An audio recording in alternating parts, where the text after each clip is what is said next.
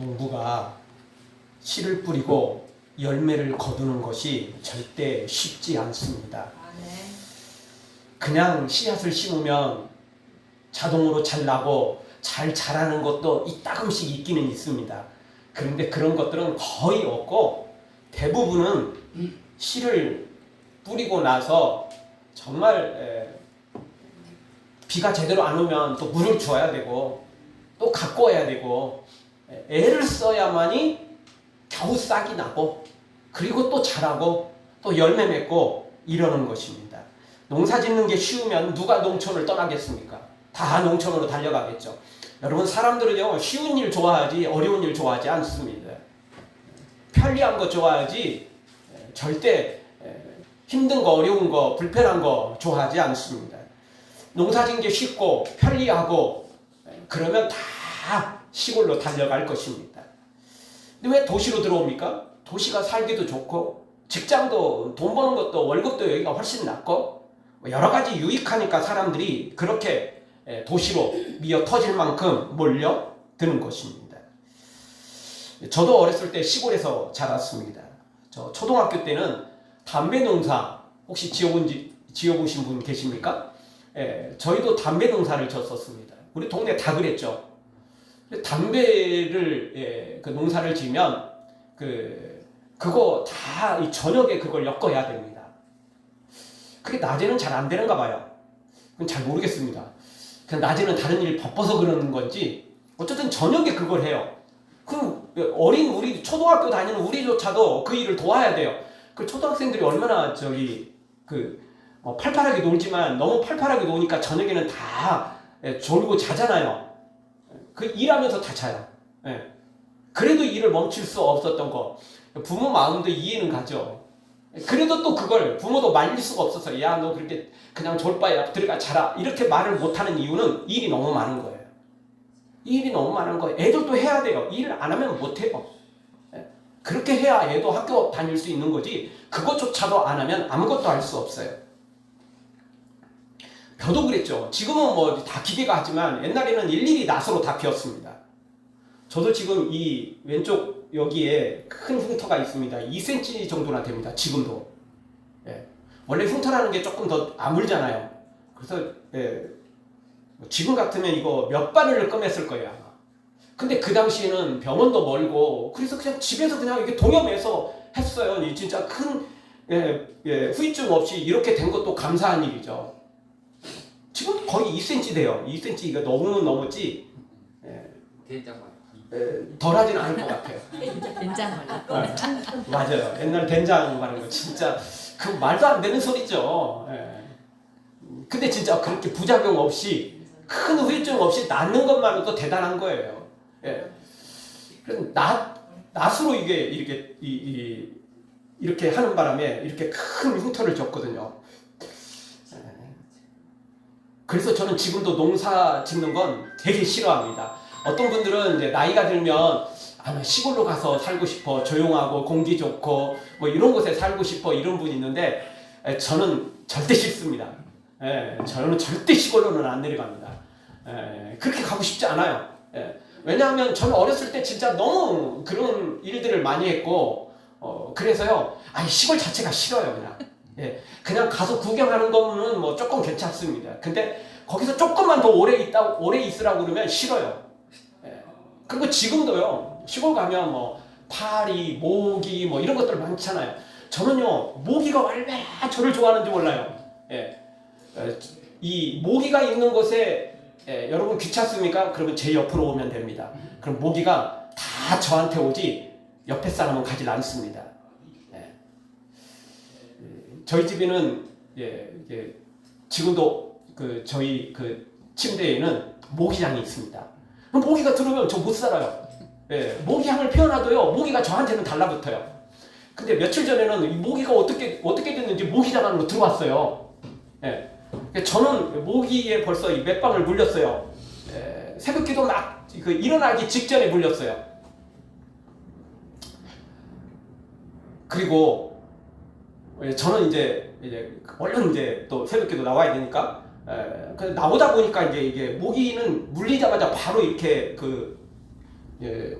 간지럽고 바로 이렇게 올라오는 건 아니잖아요. 조금씩 이렇게 간지럽고 긁다 보면 이렇게 이제 이게 올라오게 되잖아요. 그러니까 오는 사이에 이제 좀 간지럽고 이렇게 좀 올라왔어요. 그러니까 모기가 이제 바로 그때는 물린 줄 몰랐어요. 그냥 뭐 이렇게 하다가 보니까 이제 모기 물린 게 확실히 드러났어요. 근데 저 사람은 모기장 안에 모기가 있는데도 불구하고 안 물려요. 어쩌다 한 번씩 무는데요. 걔는 미친 모기예요. 정상적인 모기는 저한테 오지 절대 다른 사람에게 가지 않아요. 하여튼 저는 시골 싫어요. 일하는 것도 싫고 그 일거리가 보이는 것 자체가 싫어요. 또 하면 하겠죠. 어렸을 때도 그런 거 좀 많이 했었으니까 그게 싫어요.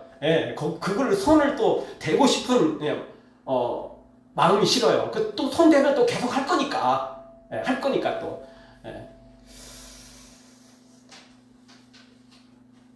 근데 또 그것도 감사하게 생각해보면 제가 이렇게 목회자가 돼서 설교를 하는데 농촌에서 안 자랐으면 이런 농사 짓는 거에 대해서 뭘 알겠어요? 그냥 지식으로만 알겠죠. 근데 이제 시골에서 자랐기 때문에 이런 내용을 이제 설교할 때도 사실은 유익은 돼요. 뭐 다 해봤으니까.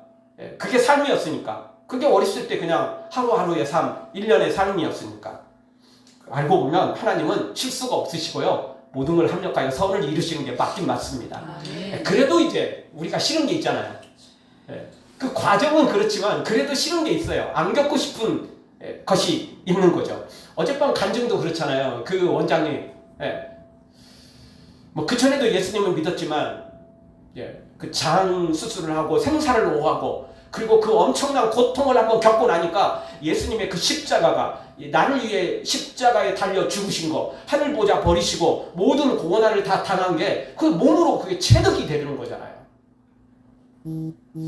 그래도 다시 또 겪고 싶진 않죠. 그게 합력해서 믿음을 이루었고 또 지금 이렇게 그 개인 병원을 운영하지만 한 달에 한 번씩 꼭 낙도 대한민국의 그 섬들을 돌아다니면서 봉사를 하고 있잖아요.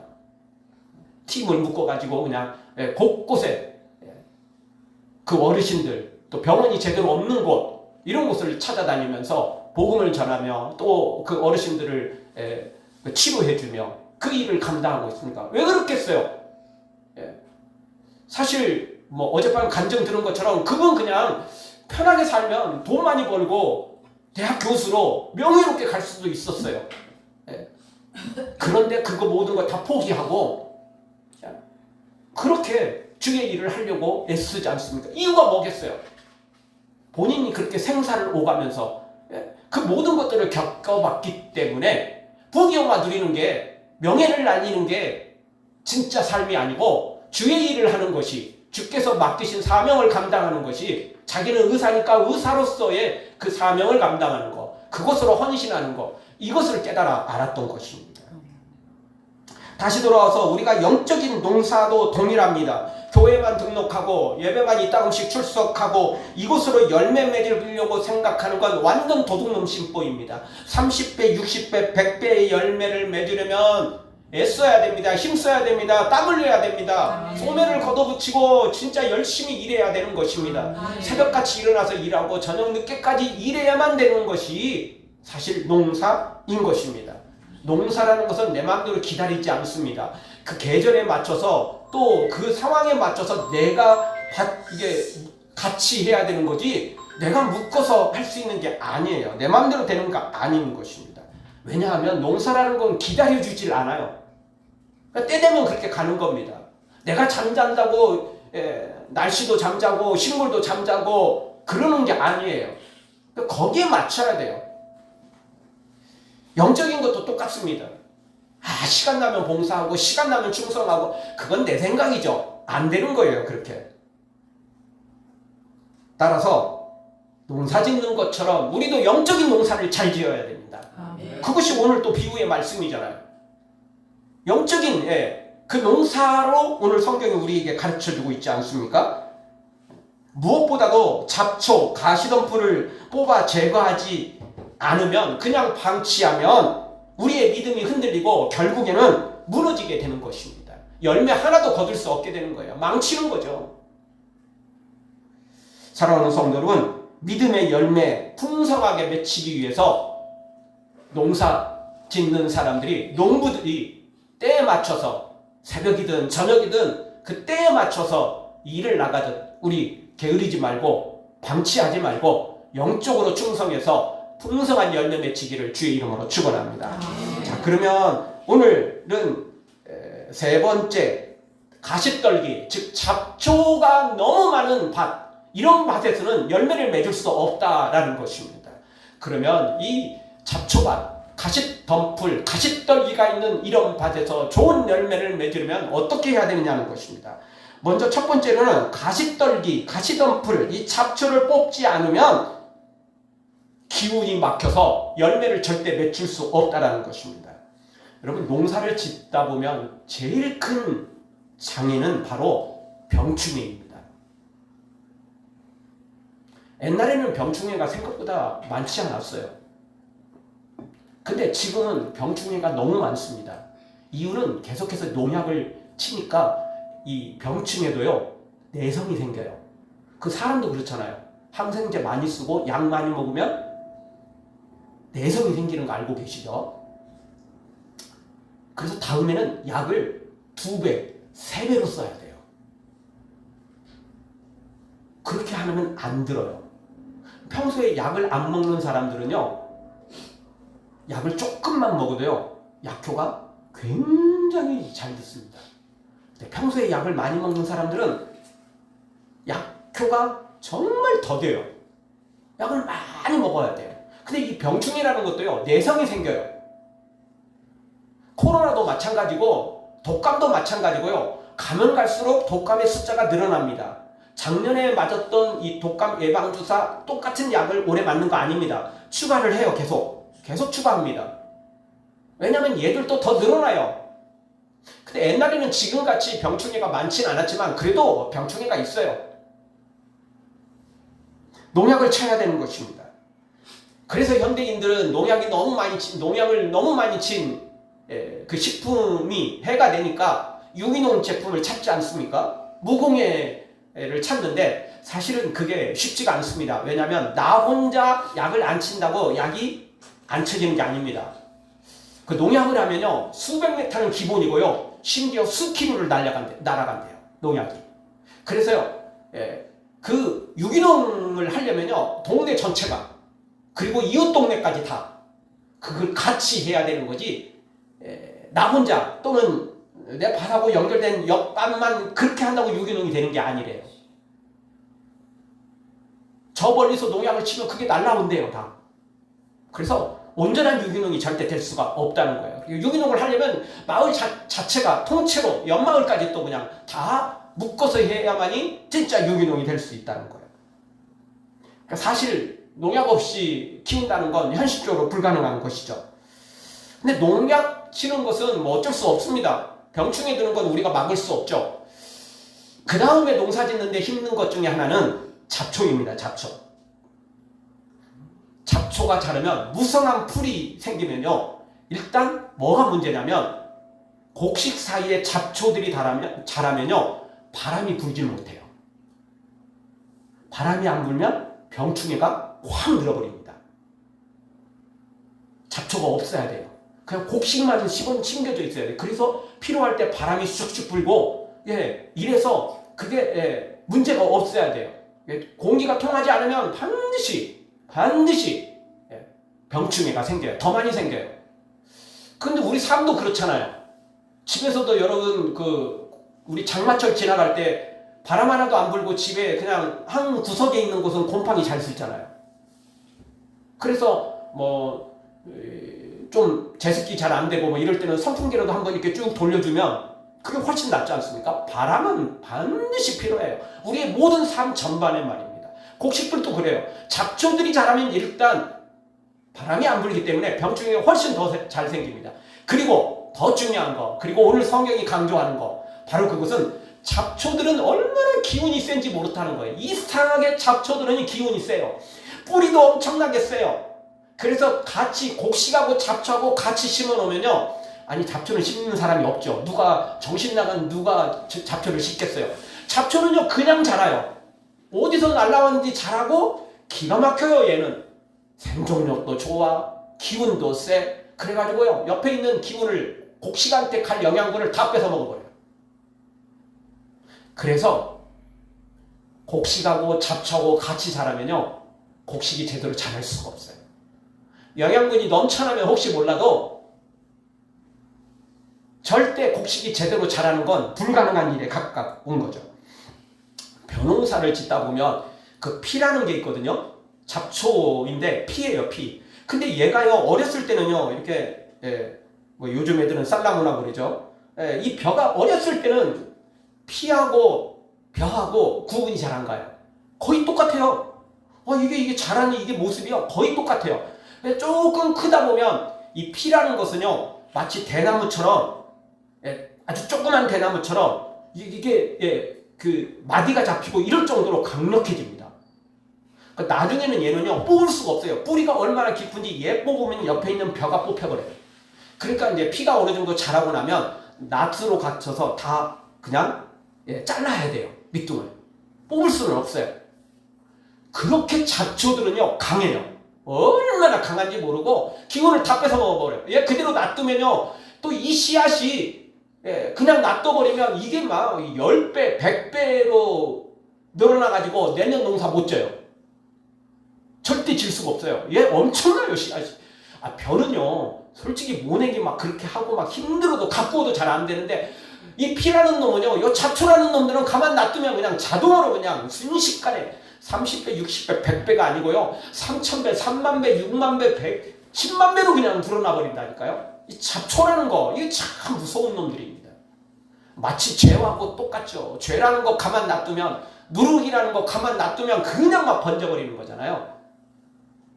정말 이 잡초들 정말 무서운 것입니다. 이 가시덤불, 가시떨기 참 무서운 것입니다. 그래서 오늘 성경은 그렇게 말합니다. 농사 짓는 사람이 잡초를 제거하지 않으면 절대 농사를 제대로 지을 수가 없다. 곡식이 열매 맺을 수 없다. 열매는커녕 제대로 자라지도 못할 가능성이 매우 높은 것입니다. 그래서 가시떨기, 잡초는요, 빨리빨리 뽑아줘야 돼요. 안 뽑아주면 순식간에 자라요. 뒤돌아서면요, 그거 자란다니까요. 잡초라는 게 진짜 정말 대단한 놈들입니다. 따라서 오늘 우리도 똑같습니다. 사탄이 우리에게 가라지를 덧뿌리고 가요. 죄라는 가라지를, 욕심이라는 가라지를, 세상의 수많은 시험거리들을 우리에게 뿌려놓고 갑니다. 그런데 놀라운 건 이게 엄청나게 잘 자란다는 거예요. 그래서 우리의 영혼을, 우리의 믿음을 순식간에 갉아먹어버립니다. 순식간에 우리의 믿음을, 영혼을 병들게 만든다는 것입니다. 가만 놔두면 금방 죽어요. 나중에는 뽑기도 어렵고 그 자르기도 쉽지 않아요. 그러니까 일찌감치 빨리빨리 뽑아야 돼요. 크기 전에 빨리 눈여겨보고 그리고 뽑아야 돼요. 여러분, 믿음은 들음에서 난다라고 성경은 우리에게 말합니다. 로마서 10장 17절을 보십시오. 한 목소리 한번 같이 보겠습니다. 그러므로 믿음은 들음에서 나며 들음은 그리스도의 말씀으로 말미암았느니라. 아멘. 믿음이 어디서 난다고요? 들음에서. 뭘 들어야 돼요? 세상 말 들으면 안 되죠. 사탄의 말을 들으면 안 되죠. 나쁜 말 들으면 절대 믿음이 안 생기는 거죠. 어떤 말들을 들어야 되면 그리스도의 말씀을 들어야 돼요. 하나님의 말씀을, 성경 말씀을 들어야죠. 아멘. 그러면 믿음이 생기게 돼 있어요. 아멘. 그런데 이 말씀을 잘 안 듣고 교회 자주 빠져, 예배에 자주 빠져, 이러는데 어떻게 믿음이 생기겠어요? 있는 믿음도 식어버리죠. 있는 믿음도 흔들려버리죠. 여러분, 운동도 열심히 하던 사람이 운동을 안 하면 근육 금방 빠집니다. 하련이 스포츠학과잖아요. 제 무릎 수술하고, 십자인대 수술하고 나서 벌써 이제 좀 운동 좀 안 했다고, 벌써 이 근육이 빠졌다고 투덜투덜 대고 있어요. 근육이 많이 빠졌어요, 지금. 못하니까. 아무것도 못하니까. 지금 하여튼 뭐 이게 재활훈련 열심히 집에서도 막 하면서 막 그 소리를 내면서 막 아프죠. 열심히 하고 있어요. 또 지금 근육 키워야 되는데 다시 힘을 키워야 되는 거죠. 남한테 보여주기가 아니고 그래야만 우리 강건해질 수 있잖아요. 그 실제 무릎 아픈 사람들도 실제 운동을 안 하면 더 아프잖아요. 어느 정도 운동을 해줘야 근육이 생기고 그 근육의 힘으로 그 뼈의 약한 부분들을 어느 정도 상쇄할 수 있는 거죠. 영적인 것도 똑같아요. 우리의 믿음을 키우려면 들어야 돼요. 하나님의 말씀을 자주 들어야죠. 여러분 옛날에 콩나물 집에서 많이 키워봤죠? 저도 어렸을 때 그거 알고 있습니다. 그거 콩나물에 물 주면 다 쑥 빠져버리거든요. 아 이거 소용없네. 물 줘봤자 아무것도 없네. 다 빠지네 이거. 그리고 안 주면 죽습니다. 다 빠져도 그냥 주는 거예요. 또 빠져도 주는 거예요. 그냥 계속 주는 거예요. 정기적으로 주는 거죠. 야 이거 어제 주었는데 아무것도 없고 다 빠지더라. 아무 소용없네. 안 주면 죽어요. 죽어요. 믿음이라는 것도 똑같아요. 우리가 계속 말씀을 듣고 일부는 남지만 대부분은 다 빠져나가요. 또 잊어버리잖아요. 그래도 또 말씀 또 듣고 또 듣고 또 듣고 또 듣다 보면 어느 순간 우리의 믿음이 성장하는 것입니다. 처음에는 그렇게 믿음이 좋지 않아요. 공부하는 것도 똑같잖아요. 처음 공부하면 제대로 남는 것도 없고 아는 것도 없으니까 뭔 말인지를 몰라요. 읽어도 뭔 말인지를 모르고. 근데 어느 정도 실력이 붙으면 그 다음부터는 한번 읽으면 쏙쏙 머릿속에 들어오게 되는 거죠. 믿음도 똑같아요. 처음에는 아무리 들어도 뭔 말인지 잘 모르고 그냥 그 중에 몇 개, 한두 개 그냥 그게 나한테 남을 뿐이죠. 그래도 듣고 또 듣고 또 듣다 보면 나중에는 믿음이 생기고 말씀 한마디로, 말씀 한 구절로 내 인생이 바뀌게 되는 것입니다. 그래서 믿음이 크게 자라게 되는 것입니다. 사랑하는 성도는 믿음을 방해하고 우리의 말씀을 방해하는 모든 것들을 제거하고 잡초들을 제거하고 가시덤불을 제거하고 믿음으로 굳게 세워져 풍성한 열매 맺기를 주의 이름으로 축원합니다. 두 번째 주시는 말씀은 세상 염려를 이겨내야 열매를 맺는다는 것입니다. 자, 그러면 구체적으로 우리에게 잡초, 영적인 잡초가 뭐냐는 겁니다. 영적인 가시떨기가 도대체 뭐냐는 것입니까? 첫 번째로는 그것이 바로 세상 염려라는 것입니다. 다 같이 22절 가보죠. 한 목소리로 같이 보겠습니다. 가시떨기에 뿌려졌다는 것은 말씀을 들으나 세상의 염려와 재물의 유혹에 말씀이 막혀 결실하지 못하는 자요. 아멘. 자, 가시떨기가 도대체 영적으로 뭐냐? 첫 번째로는 세상의 염려라는 것입니다. 이 세상의 염려가 영적인 가시떨기이기 때문에 잡초이기 때문에 이걸 뽑아내야 돼요. 이 세상의 염려 때문에 믿음이 안 자라요. 세상의 염려 때문에 믿음이요 식고 죽고 병들게 된다는 거예요. 이게 아주 무서운 거예요. 세상의 염려. 이 염려라는 단어는 히브리어로 헬라어로 메린나라는 단어인데요. 불안스러운 두려움, 염려, 근심, 걱정 이런 뜻을 가지고 있어요. 근데 성경은 우리에게 말하잖아요. 근심하지 말아라. 염려하지 말아라. 우리가 너무나 살아가면서 근심 걱정을 너무 많이 해요. 심리학자들에 따르면요 50%는 전혀 일어나지 않는 일들을 사람들이 걱정한대요. 염려한대요. 그러니까 우리가 염려 걱정하는 것의 반절은 전혀 일어날 일이 아니래요. 그리고 그 중에 40%는 일어날지 또 안 일어날지 모르는 걸 가지고 한대요. 가능성이 반반인 거예요. 반절은 전혀 일어날 일이 없어요. 그런데 염려하는 거고 또 나머지 또 그 중에 또 다른 40%는 일어날지 안 일어날지 잘 모르는 걸 가지고 하는 거예요. 그 확률로 따지면 그 중에 20%겠죠? 그러니까 50%는 전혀 일어나지 않는 일, 또 40%에서도 반절은 일어날지 안 일어날지 모르면 또 20%는 일어나지 않는다는 이야기가 되잖아요. 그럼 70%는 전혀 일어나지 않는 일 가지고 염려를 한다는 거예요. 그리고 또 나머지 30% 중에서도요. 일어나도 그런 일이 벌어져도 문제가 또 해결되는 거 많잖아요. 자동으로 해결되는 것도 있고 내가 가진 지혜나 또 그동안 평소에 경험 가지고도 고민 안 해도 해결되는 것들이 상당수 있어요. 그러니까 알고 보면요. 너무나 많은 걸 쓸데없는 걸 걱정하고 있다는 거예요. 쓸데없는 일을 염려하고 있다는 거죠.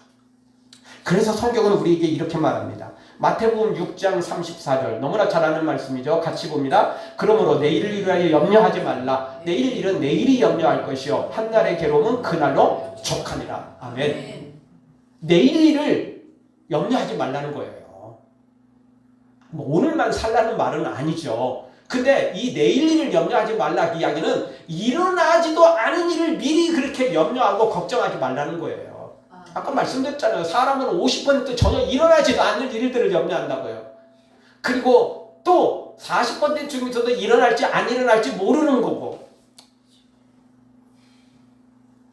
그러니까 일어날 일만 걱정해도 된다는 거예요. 우리는 정확히 모르죠. 일어날 일이 어떤 건지. 그러니까 우리의 염려를 줄여도 된다는 거예요. 우리의 근심 걱정을요 많이 줄여도 우리의 살아가는데 아무 문제 없어요. 아니, 더 잘 살 수 있어요. 왜냐하면 쓸데없는 염려를 하고 쓸데없는 걱정을 하기 때문에 스트레스가 올라가고 우리의 시간을, 우리의 정력을, 우리의 모든 것들을 낭비하게 된다는 거예요.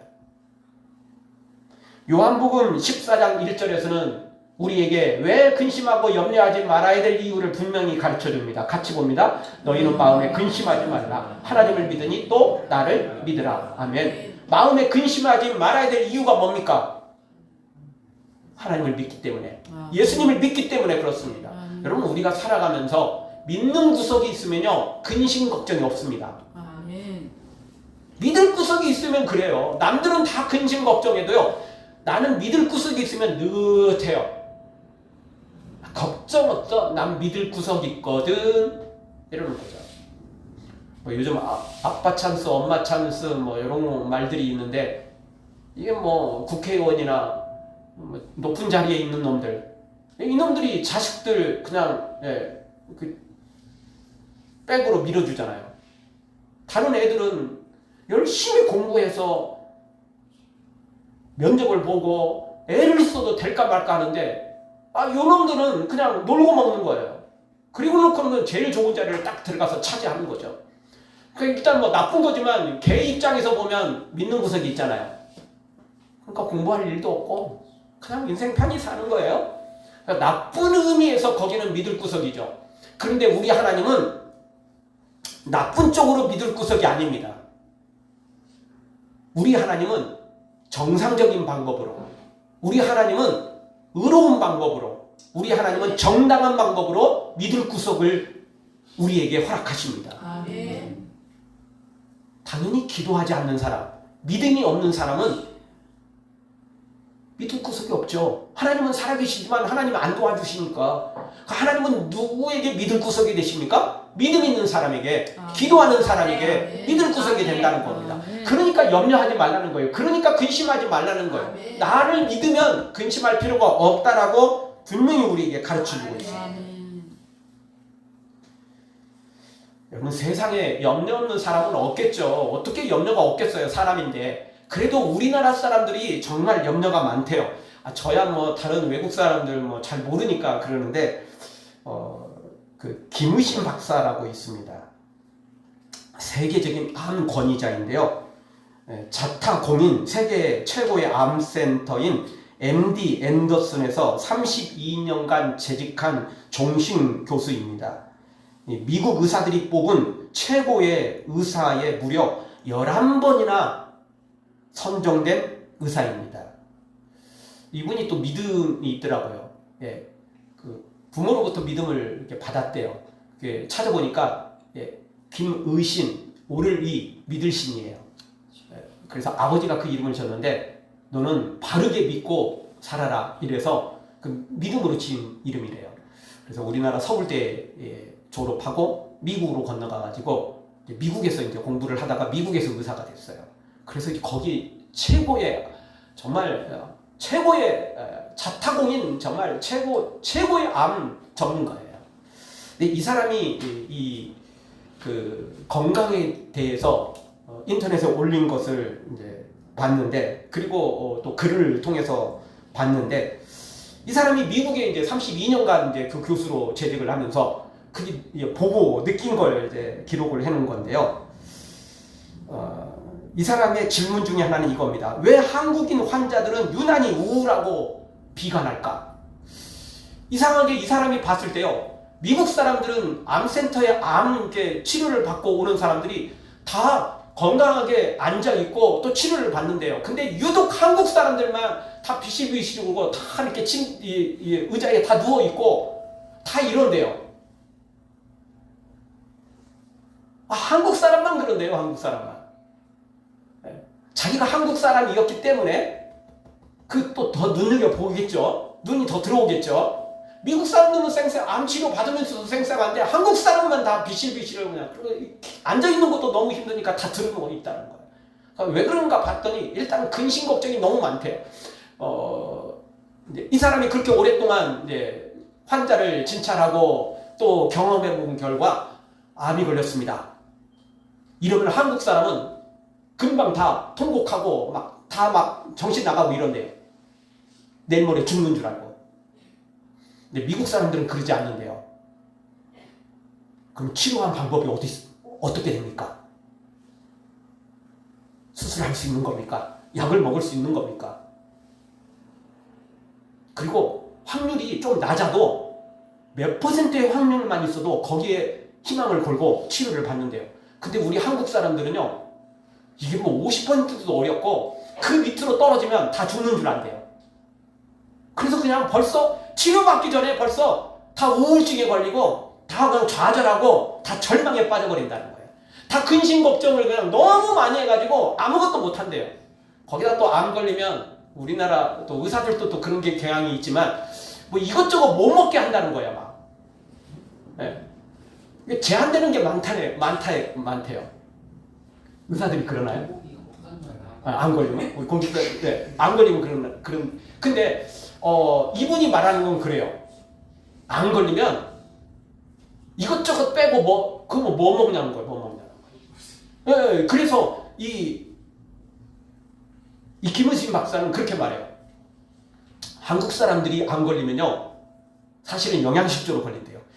이 영양실조로 죽고, 빈혈로 죽고, 다 이렇게 죽는데요. 그러니까 벌써 이게 항암 치료 받으면 감당을 못 한다는 거예요. 근데 이분 말은 그렇지 않아요. 미국 사람들은 그렇게 하지 않는데요. 고기도 먹어야 된대요. 안 걸리면 고기 못 먹게 하고 막 야채도 주고 그렇게 하고는 절대 치료를 못 받는데요. 암 때문에 죽는 게 아니고 빈혈로 죽고 영양실조로 죽고 다 그렇게 죽는다는 거예요. 아니래요. 먹으래요. 예. 열심히 먹어야 견딜 수 있다는 거예요. 여러분 보통 사람도 열심히 먹지 않으면 힘이 딸리는데 암 치료를 받는 사람이 열심히 안 먹으면 어떻게 할 수 있냐는 거예요. 예. 그거 못한다는 거예요. 일단은 이분이 말하는 건 뭐냐면 일단은 한국 사람들은 막 암 걸렸다 뭐 이러면 막 금방 다 통곡하고 나 죽어 일단 이거부터 근심 걱정이 너무 많은 거예요. 그냥 시작도 하기 전에 벌써 패배자의 모습을 가지고 있다는 거예요. 그리고 그 뒤로도 마찬가지래요.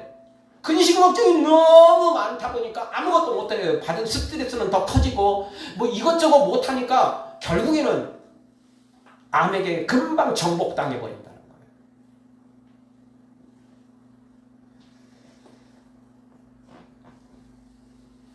이분 말은 그래요. 정말 한국 사람들이 너무 근심 걱정이 많대요.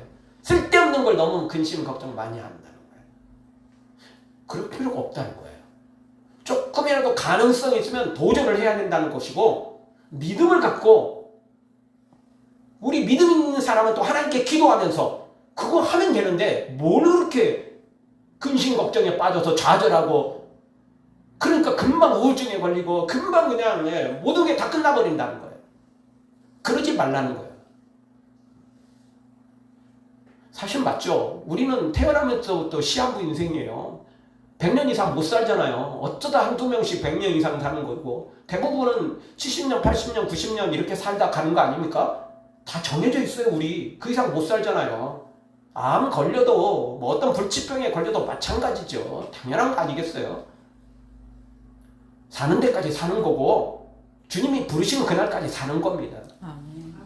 그럼 우리는 그냥 믿음 갖고 살아가는 거죠. 어떻게 할 수 없죠. 당연히 미국 사람이라고 암 걸렸다는데 불치병에 걸렸다는데 왜 근심 걱정이 없겠어요. 그래도 그냥 도전을 하는 것입니다. 근데 유독 우리 한국 사람들이 그게 더 강하다는 거예요. 그러니까 우리는 선천적으로 우리 사회가 우리 우리 이 민족 자체가 그런 성향을 가지고 있는 거예요. 그냥 태어날 때부터 그런 걸 가지고 있는 거예요. 그리고 자라면서 그런 것들을 다 가지고 있는 거예요. 그러니까 우리에게는요 더더욱 이 잡초가 근심이라는 세상 염려라는 잡초가 우리에게는 더 많아요. 외국인들은 그나마 좀 덜한데 우리 대한민국 사람은 더 많은데 우리가 대한민국 사람으로 태어났잖아요. 그러니까 우리에게는 이 세상 염려라는 이게요 엄청난 잡초예요. 엄청난 장애물이에요.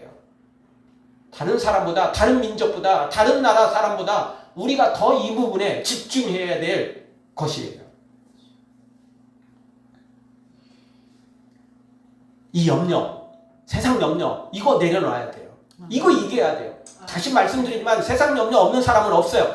단지 우리는 예수님을 믿기 때문에 충분히 이겨낼 수 있어요. 아멘. 예수님은 우리를 도우시거든요. 아멘. 예수님은 우리를 사랑하시잖아요. 아멘. 그리고 설사 죽는다 할지라도 우리는 천국에 가잖아요. 아멘. 죽어서 지옥 가는 거 아니잖아요.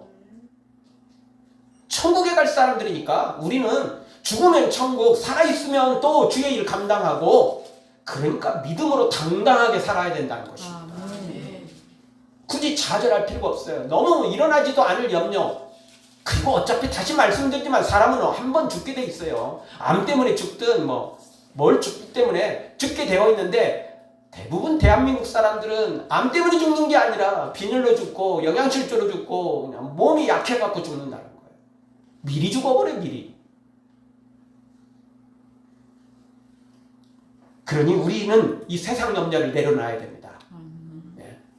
그게 없어서가 아니고 예수님이 우리를 도우시기 때문에 그렇습니다. 예수님이 우리 편이기 때문에 그렇습니다. 아멘. 살아계신 주 나의 참된 소망 걱정 근심 전혀 없네 걱정 근심 전혀 없네 사랑의 주내 갈 길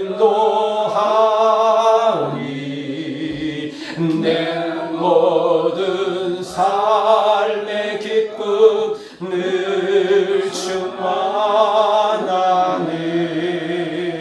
충만하네. 믿기 때문에 살아계신 하나님이심을 믿기 때문에 우리는 걱정 근심 전혀 없을 수 있습니다. 아멘. 자동으로 생겨나요. 사탄이 덧뿌리니까 또 더 잘 생겨요. 그래도 우리는 이걸 걱정 의심을 뽑아내야 됩니다. 염려를 뽑아내야 됩니다. 아멘. 뽑아내기 어려우면 낫으로라도 잘라야 됩니다. 충분히 알 수 있습니다. 아멘. 우리 주님이 이기게 하십니다. 아멘. 다시 말씀드리면 우리는 죽어도 천국이에요. 안 죽는 사람 없어요. 시간의 차이일 뿐이에요. 날짜 차이일 뿐이에요. 예. 아무리 길을 쓰고 살아도 그리고 건강해도 언제 어떤 사고로 죽을지 모르고 비실비실해도 언제까지 갈지도 몰라요.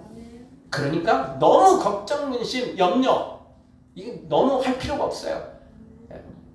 주님 믿으면 충분히 이겨낼 수 있는 것입니다. 아멘. 사랑하는 성도 여러분, 특별히 우리 한국 사람들 더더욱 이게 세상 염려에 취약하다는 거 기억하시고 우리 믿음으로 예수님을 믿기 때문에 이 걱정, 근심, 염려들 내려놓고 우리 예수님 믿고 다시 한번 오늘 우리가 찬양 불렀던 것처럼 살아계신 주, 살아계신 주, 아멘. 나의 참된 소망 되신 주, 아멘. 걱정, 근심 전혀 없네. 찬송 부르면서 내가 주님을 믿으니 주님이 나를 도우실 것이다. 주님이 나를 붙잡아 주실 것이다. 믿고 달려가서 반드시 이 잡초를 뽑아버리고 믿음으로 승리하여 풍성한 열매 맺기를 주의 이름으로 축원합니다. 아멘.